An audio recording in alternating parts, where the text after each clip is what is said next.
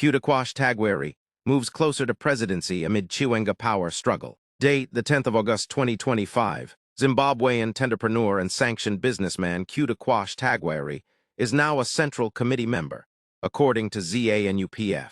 This places him in pole position to become Zimbabwe's president as Emmerson Mnangagwa's chosen successor, unless his deputy, General Constantino Chiwenga, makes a decisive move. I have been saying that Chiwenga would have to fight for the crown since the removal of the running mate clause, which required Mnangagwa to pick his running mate. Is Chiwenga finished?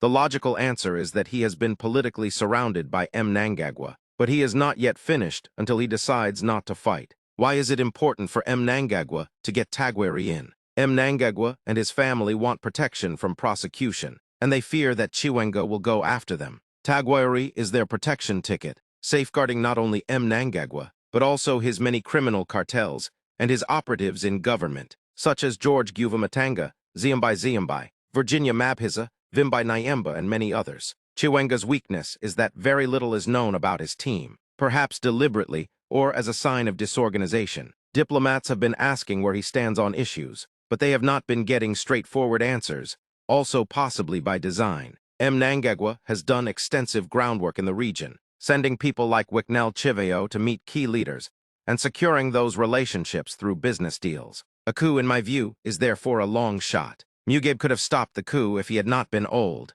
and Mnangagwa is making sure he does not repeat the same mistake. It is a long and painful road for Chiwenga, one that looks daunting, but who knows? Perhaps, as a military man, he will deliver a shocking sign of surprise and take the Sahel region route of coups that don't seek international validation. If he does not fight, the next step will be their attempt to get rid of him altogether. Perhaps that is when the real Chiwenga will stand up. Just maybe, Chiwenga has the ordinary people on his side, not because he is a great leader, but because, just like Mugabe, Mnangagwa is now hated so intensely by the suffering ordinary people of Zimbabwe, without mobilizing ZA and UPF foot soldiers on the ground to counter politically. Chiwenga will need a coup, or it will be over. For more breaking political updates, remember to like, subscribe, and hit the notification bell so you never miss a story.